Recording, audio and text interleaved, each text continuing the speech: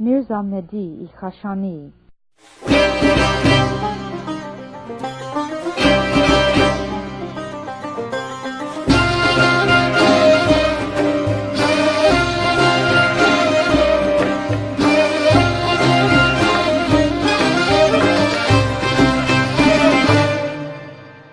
This honored man, Mírzá Mihdíy, was from Kashan.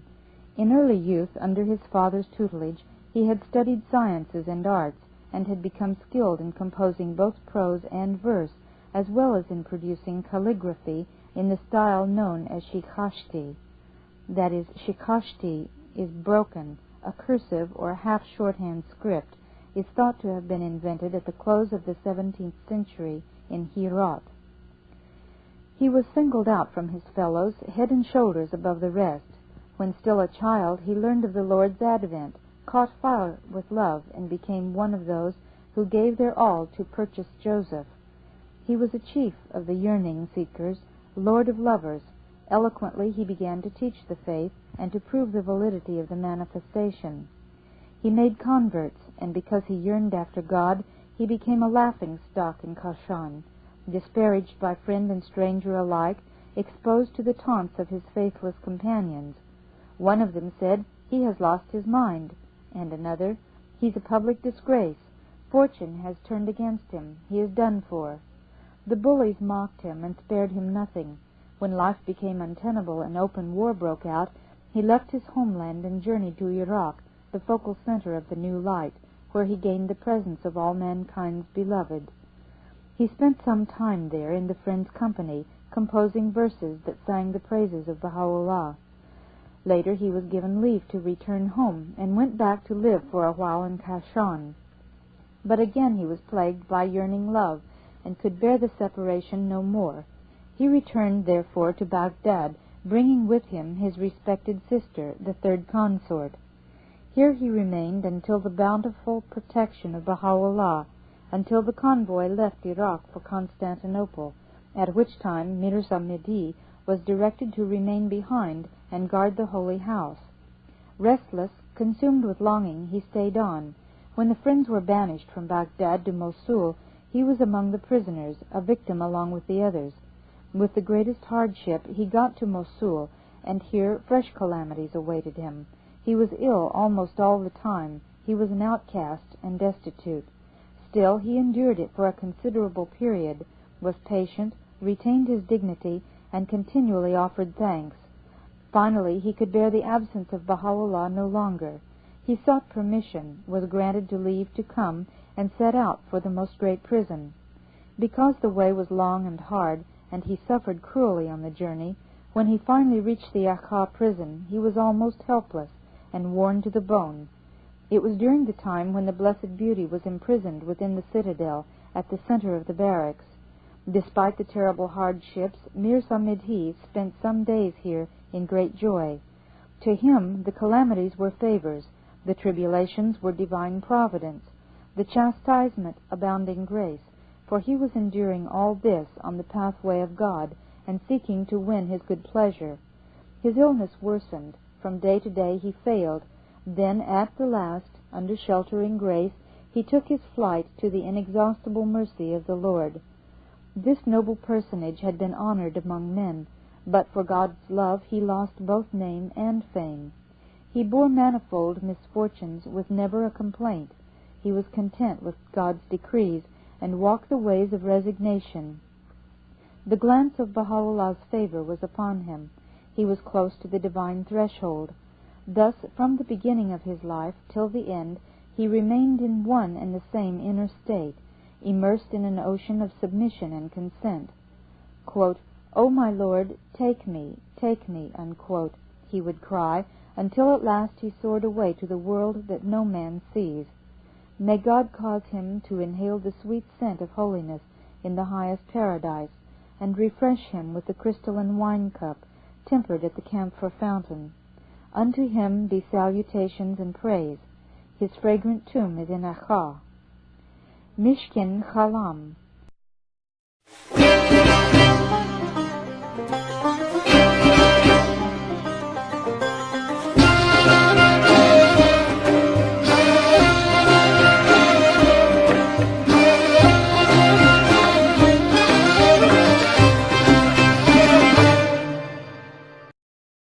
Among the exiles, neighbors, and prisoners, there was also a second Mir Imad, the eminent calligrapher, Mishkín-Qalam.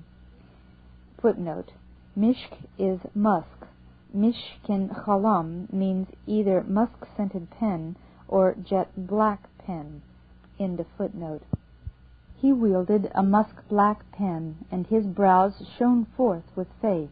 He was among the most noted of mystics, and had a witty and subtle mind.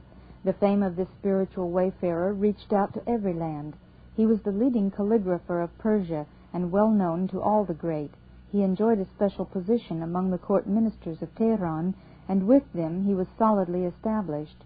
He was famed throughout Asia Minor. His pen was the wonder of all calligraphers, for he was adept at every calligraphic style. He was, besides, a skilled astronomer. This highly accomplished man first heard of the cause of God in Isfahan, and the result was that he set out to find Baha'u'llah. He crossed the great distances, measured out the miles, climbing mountains, passing over deserts and over the sea, until at last he came to Adrianople. Here he reached the heights of faith and assurance. Here he drank the wine of certitude. He responded to the summons of God. He attained the presence of Baha'u'llah. He ascended to that apogee where he was received and accepted. By now he was reeling to and fro like a drunkard in his love for God, and because of his violent desire and yearning, his mind seemed to wander. He would be raised up and then cast down again. He was as one distracted. He spent some time under the sheltering grace of Baha'u'llah, and every day new blessings were showered upon him. Meanwhile he produced his splendid calligraphs. He would write out the most great name, Ya Baha'u'l-Baha, O thou glory of the all-glorious, with marvelous skill in many different forms, and would send them everywhere.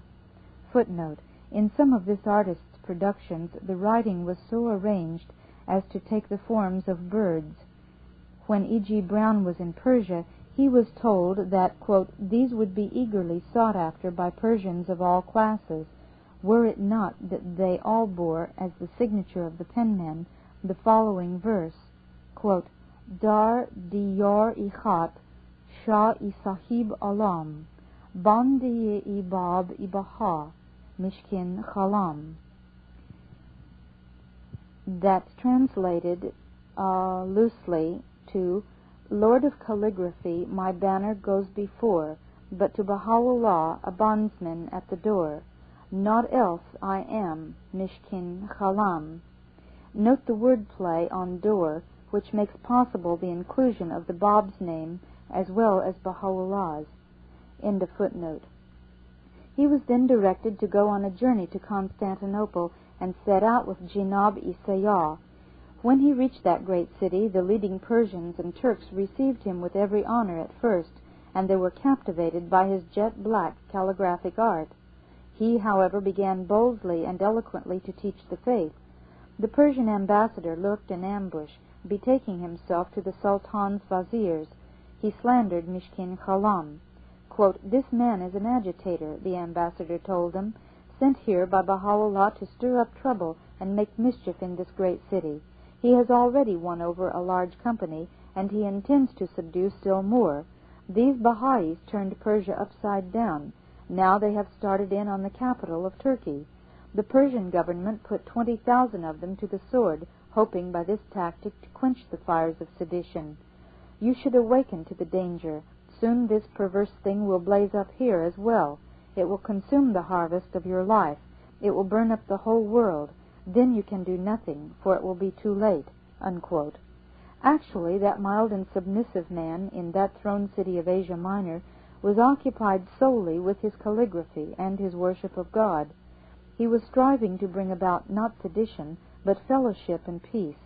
He was seeking to reconcile the followers of different faiths, not to drive them still further apart. He was of service to strangers and was hoping to educate the native people. He was a refuge to the hapless and a horn of plenty to the poor. He invited all comers to the oneness of humankind. He shunned hostility and malice. The Persian ambassador, however, wielded enormous power, and he had maintained close ties with the ministers for a very long time.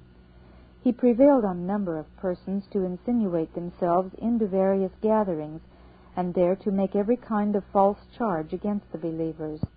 Urged on by the oppressors, spies began to surround Mishkín-Qalam. Then, as instructed by the ambassador, they carried reports to the Prime Minister, stating that the individual in question was stirring up mischief day and night, that he was a troublemaker, a rebel, and a criminal. The result was they jailed him, and they sent him away to Gallipoli, where he joined our own company of victims. They dispatched him to Cyprus, and ourselves to the Akha prison. On the island of Cyprus, Jinabi Mishkín was held prisoner in the citadel at Famagusta, and in this city he remained a captive from the year 85 till 94. When Cyprus passed out of Turkish hands, Mishkín-Qalam was freed and betook himself to his well-beloved in the city of Akha, and there he lived encompassed by the grace of Baha'u'llah, producing his marvelous calligraphs and sending them about. He was at all times joyous of spirit, ashine with the love of God, like a candle burning its life away, and he was a consolation to all the believers. After the ascension of Baha'u'llah, Mishkín-Qalam remained loyal, solidly established in the covenant. He stood before the violators like a brandished sword. He would never go halfway with them. He feared no one but God. Not for a moment did he falter, nor ever fail in service. Following the ascension, he made a journey to India, where he associated with the lovers of truth. He spent some time there, making fresh efforts every day. When I learned that he was getting helpless, I sent for him at once, and he came back to this most great prison, to the joy of the believers, who felt blessed to have him here again. He was at all times my close companion. He had amazing verve, intense love. He was a compendium of perfections, believing, confident, serene, detached from the world, a peerless companion, a wit, and his character like a garden in full bloom. For the love of God he left all good things behind. He closed his eyes to success. He wanted neither comfort nor rest. He sought no wealth. He wished only to be free from the defilement of the world. He had no ties to this life, but spent his days and nights supplicating and communing with God. He was always smiling, effervescing. He was spirit personified, love embodied. For sincerity and loyalty he had no match, nor for patience and inner calm. He was selflessness itself, giving on the breath of the Spirit. If he had not been in love with the Blessed Beauty, if he had not set his heart on the realm of glory, every worldly pleasure could have been his. Wherever he went, his many calligraphic styles were a substantial capital, and his great accomplishment brought him attention and respect from rich and poor alike. But he was hopelessly enamoured of man's one true love, and thus he was free of all those other bonds, and could float and soar in the Spirit's endless sky. Finally, when I was absent, he left this darksome, narrow world, and hastened away to the land of lights. There, in the haven of God's boundless mercy, he found infinite rewards. Unto him be praise and salutations, and the Supreme Companion's tender grace. Ustád Alí-Akbar-i-Najjár.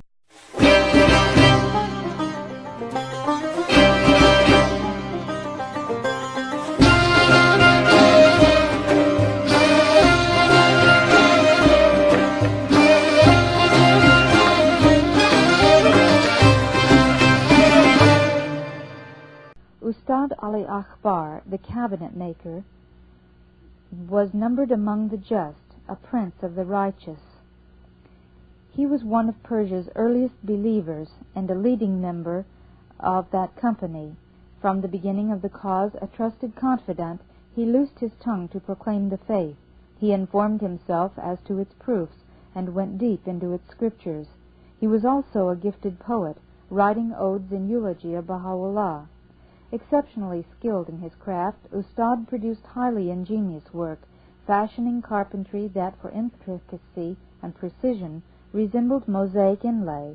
He was expert in mathematics as well, solving and explaining difficult problems. From Yazd, this revered man traveled to Iraq, where he achieved the honor of entering the presence of Baha'u'llah and received abundant grace. The Blessed Beauty showered favors upon Ustád Ali, who entered his presence almost every day. He was one of those who were exiled from Baghdad to Mosul, and he endured severe hardships there. He remained a long time in Mosul in extremely straitened circumstances, but resigned to the will of God, always in prayer and supplication, and with a thankful tongue. Finally, he came from Mosul to the holy shrine, and here, by the tomb of Baha'u'llah, he would meditate and pray. In the dark of the night, restless and uneasy, he would lament and cry out. When he was supplicating God, his heart burned within him. His eyes would shed their tears, and he would lift up his voice and chant. He was completely cut off from this dust heap, this mortal world. He shunned it. He asked but one thing, to soar away, and he hoped for the promised recompense to come. He could not bear for the light of the world to have disappeared, and what he sought was the paradise of reunion with him, and what his eyes hungered to behold was the glory of the Abha realm. At last his prayer was answered, and he rose upward into the world of God, to the gathering place of the splendors of the Lord of Lords. Upon him be God's benediction and praise, and may God bring him into the abode of peace, as he has written in his book, quote, "For them is an abode of peace with their Lord," unquote. The Quran 6:127, quote, "And to those who serve him is God full of kindness," unquote. The Quran 3:28.